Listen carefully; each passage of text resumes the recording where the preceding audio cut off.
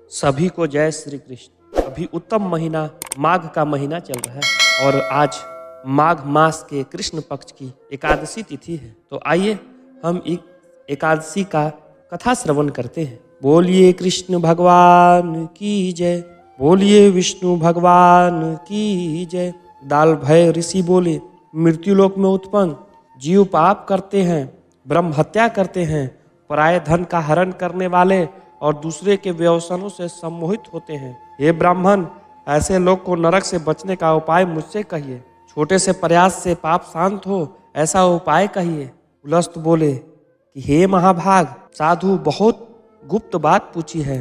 ब्रह्मा विष्णु इंद्र और देवताओं ने भी कभी इसका रहस्य नहीं कहा है। हे द्विजोतम, तुम्हारे पूछने से वह गुप्त व्रत मैं तुमसे कहता हूँ। माघ का महीना आने पर शुद्ध हो, स्नान करके जितेंद्रिय होकर काम, क्रोध, अभिमान, ईर्ष्या, लोभ और चुगली से बचा रहे और अपने पैरों को धोकर देव जो विष्णु भगवान हैं उनका स्मरण करे। भूमि में न गिरा होए ऐसा गोबर ले, उसमें तिल और कपास मिला के पिंड बनावे। 108 पिंड बनावे। इसके बाद माघ मास लगने पर आरंभ से नियम पूर्वक रहे। माघ मास के कृष्ण पक्ष की एकादशी से पुत्र रूप फल देने वाले नियम का ग्रहण करें। इसका विधान सुनो। स्नान करके शुद्ध होकर सावधान मन से देवों के देव भगवान हैं उनका पूजन करें। छींक या जम्भाई आवे तो सदा कृष्ण के नाम का कीर्तन करें और रात्रि में जागरण करें। रात्रि में ही उन 108 पिंडों से होम करें और शंख चक्र गदा धारण किए हुए देवेश भगवान हैं उनका ध्यान करें। चंदन, अगर, कपूर तथा शंकरा आदि नैवेद्य करें। बारंबार कृष्ण का नाम उच्चारण कर भगवान का पूजन करें। कोहड़ा, नारियल या बिजौरा से पूजन करें। जो ये सब वस्तु ना हो तो सुपारी सबसे उत्तम है। विधि से अर्घ दे। जनार्दन भगवान का पूजन कर रहे हैं कि हे कृष्ण, हे कृपालु, हे गति रहित को गति देने वाले, संसार रूपी समुद्र में डूबे मनुष्य के ऊपर प्रसन्न हो। हे पुंडरीकाक्ष, हे विश्वभावन, तुमको नमस्कार है।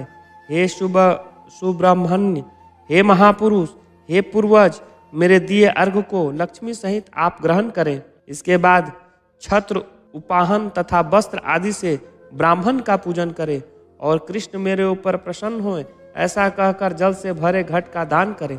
और हे ब्राह्मण, यथाशक्ति कृष्ण गौ का दान करें। हे द्विज श्रेष्ठ, उस दिन चतुर मनुष्य तिल भर कर पात्र को दान करें।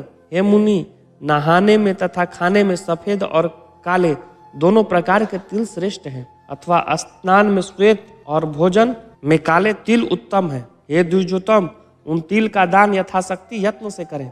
जितने तिलों का दान करें उतना 1000 वर्ष तक स्वर्गलोक में आनंद करें। तिल जल में मिलाकर स्नान करें। तिल को पीसकर अवटन लगावें। तिल का होम करें। तिल मिलाकर जल पिएं। तिल का भोजन करें। तिल का दान करें। यह 6 प्रकार से तिल महापाप नाशक है। नारद मुनि बोले, हे कृष्ण, हे कृष्ण, हे महाबाहो, हे भक्त भावन, आपको नमस्कार है। 60 तिला एकादशी से उत्पन्न फल कैसा मिलता है? हे यादव, जो आप प्रसन्न हो तो इसका उपाख्यान सहित मुझे कहिए। श्री कृष्ण बोले, हे ब्राह्मण, जैसा वृत्तांत मैंने देखे हैं वह मैं तुमसे कहता हूँ। हे नारद, पहले समय में मृत्युलोक में एक ब्राह्मणी रहती थी। वह सदा व्रतों के करने में और देव पूजा में लगी रहती थी।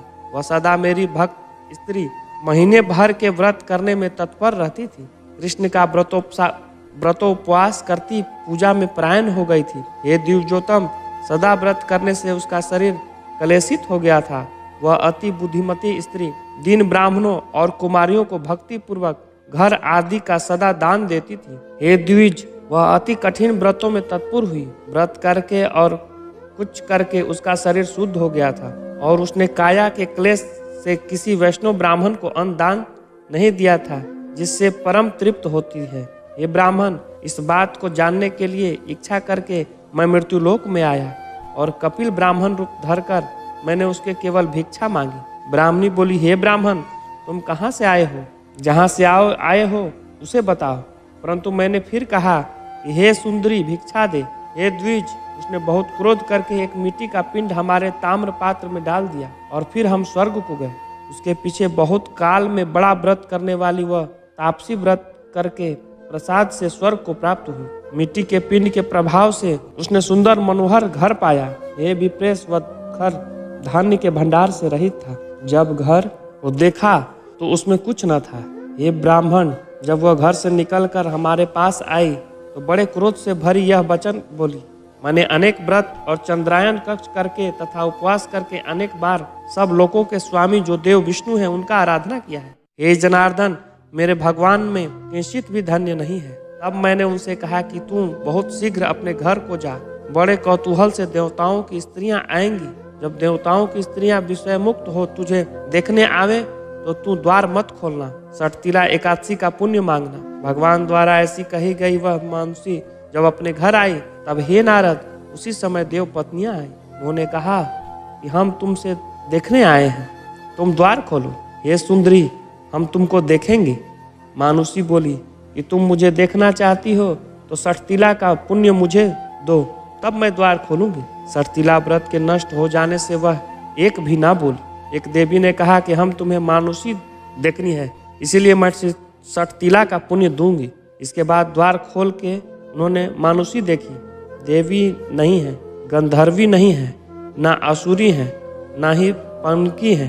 हे द्विज श्रेष्ठ, पहले तो मुझे वह साधारण नारी जैसी दिखाई दी, फिर वह क्षण मात्र में ही रूप और कांति से युक्त हो गई। उसके घर में धन धान वस्त्र स्वर्ण तथा चांदी से सब हो गए और सठतिला के प्रभाव से उसका घर सर्व वस्तुओं से संपन्न हो गया। अति तृष्णा न करनी चाहिए। धन की सठता से वर्जित रहें। अपने वित्त के अनुसार तिल और वस्त्र आदि का दान करें। उससे जन्म जन्म में आरोग्यता की प्राप्ति होती है, दरिद्रता नहीं होती है और न दुर्भाग्य होता है। हे द्विज श्रेष्ठ, सठतिला का व्रत करने से कष्ट आदि नहीं होता है। हे राजन, इस दिन तिल का दान करने से सब पातक छूट जाते हैं। इनमें कुछ विचार न करना चाहिए। जो अच्छी भांति विधि पूर्वक दान दिया जाए तो वह सब पापों को नाश करने वाला होता है। हे मुनिश्रेष्ठ, ना कोई अनर्थ होता है और न ही शरीर में खेद होता है। इस प्रकार माघ मास के कृष्ण पक्ष की सठतिला एकादशी महात्म समाप्त हुआ।